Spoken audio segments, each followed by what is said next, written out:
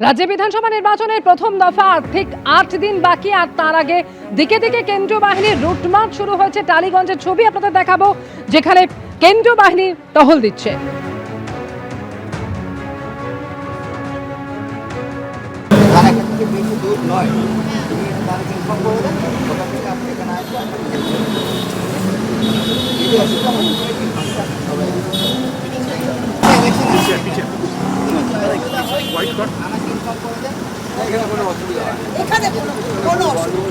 আমাদের টালিগঞ্জ থানা জিন্দাবাদ, আমাদের মালাদি জিন্দাবাদ, আর কোনো কিছু।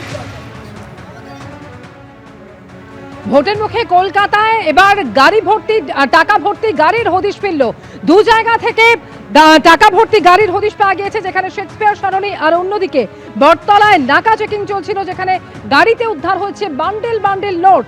এবং যেটা জানা যাচ্ছে, এই বান্ডেল বান্ডেল নোটে প্রায় 12.5 লক্ষ টাকা সহ একজনকে আটক করা হয়েছে। বটতলায় গাড়ি থেকে উদ্ধার হয়েছে 9 লক্ষ টাকা। টেলিফোনে রয়েছেন আমাদের সঙ্গে প্রতিনিধি পার্থপ্রতিম ঘোষ। পার্থপ্রতিম, দু জায়গা থেকে টাকা ভর্তি গাড়ি উদ্ধার এবং একজনকে আটকও করা হয়েছে, কি জানা যাচ্ছে পার্থ?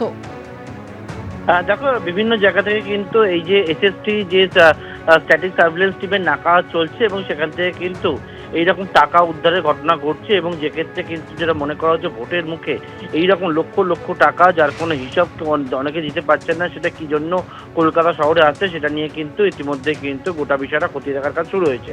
এবং আজকে সন্ধ্যে 6:30 নাগাদ সেটা হচ্ছে বটতলা এলাকায় দুটি গাড়ি, একটি গাড়িতে 4 লক্ষ টাকা, একটি গাড়িতে 5 লক্ষ টাকা, এবং দুটি গাড়িতে যারা যাচ্ছিলেন তাদের গাড়ি থেকে কিন্তু 9 লক্ষ টাকা উদ্ধার হয়েছে। অন্যদিকে এদিন সকালবেলা দুপুরবেলা সেটা হচ্ছে শেক্সপিয়ার সরণি থানা এলাকায় পার্ক স্ট্রিটের কাছে, সেখানে একটি গাড়ি থামানো হয় এবং সেই গাড়ি থেকে 12.5 লক্ষ টাকা উদ্ধার হয়েছে।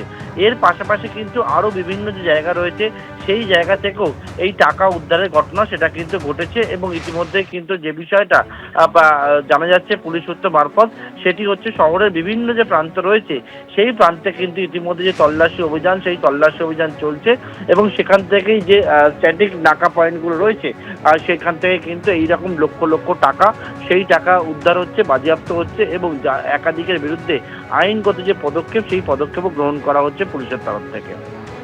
ধন্যবাদ পার্থ।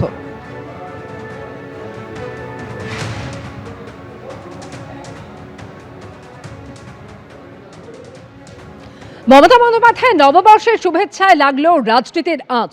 সোশ্যাল মিডিয়ায় তিনি বিজেপিকে আক্রমণ করে পোস্ট করলেন, আর অন্যদিকে প্রধানমন্ত্রী নরেন্দ্র মোদী তিনি বাংলাবাসীকে নববর্ষের শুভেচ্ছা জানিয়ে বাংলায় খোলা চিঠি দিলেন, আর সেখানেও তিনি তৃণমূলকে আক্রমণ শানিয়েছেন।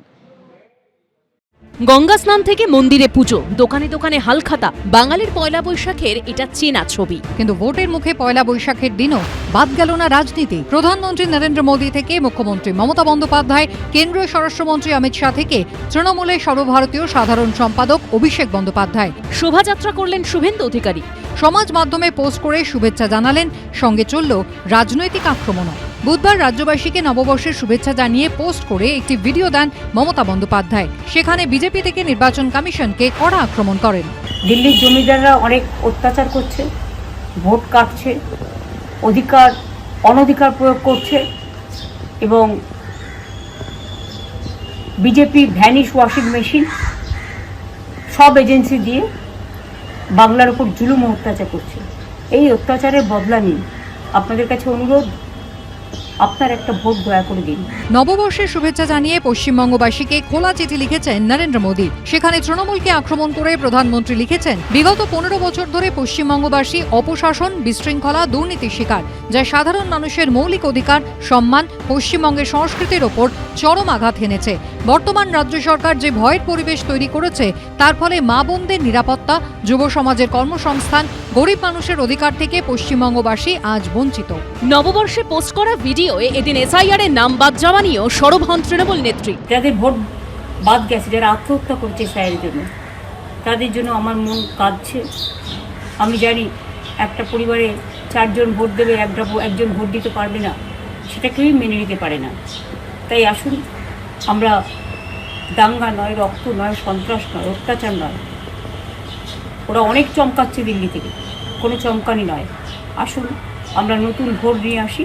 অন্যদিকে নববর্ষের শুভেচ্ছা জানিয়েছেন অমিত শাহ। পাশাপাশি অনুপ্রবেশ নিয়ে ফের একবার হুঁশিয়ারি শোনা গেছে কেন্দ্রীয় স্বরাষ্ট্রমন্ত্রীর গলায়। हम सब आज नव वर्ष के दिन ये तय करना है कि बंगाल को घुसपैठियों से मुक्त करना है, बंगाल को कटमनी और सिंडिकेट से मुक्त करना है, भय, आतंक और भ्रष्टाचार उससे मुक्त करना है। ये दीदी और भाईपो ये सब कर सकते हैं क्या? अरे जोर से बोलो, कर सकते हैं।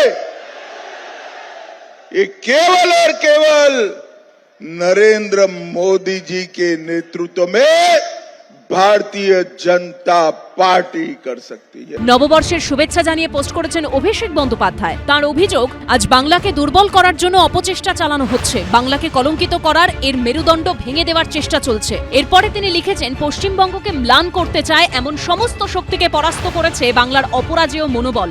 এবারও সমস্ত অপশক্তিকে তা নিশ্চিতভাবেই পরাস্ত করবে। পয়লা বৈশাখের সকালে ভবানীপুরে শোভাযাত্রা করেন বিজেপি প্রার্থী শুভেন্দু অধিকারী। একই সঙ্গে সারেন জনসংযোগ।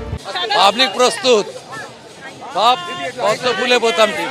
মমতা ব্যানার্জি হারবে নিজে, সঙ্গে সবগুলো হারবে। পদ্ম ফুলের থেকে টাকা নেবেন, জোড়া ফুলকে ভোট দেবেন। পয়লা বৈশাখ বাংলা ক্যালেন্ডারের প্রথম দিন, কিন্তু তাতে কি? ভোটের মুখে পয়লা বৈশাখের শুভেচ্ছা বার্তাতেও রাজনীতির টক্কর চলল পুরো দমে। ঝিলম করঞ্জাই, সমীরণ পাল ও আবির দত্তর রিপোর্ট, এবিপি আনন্দ। এবিপি আনন্দ, এগিয়ে থাকে, এগিয়ে রাখে।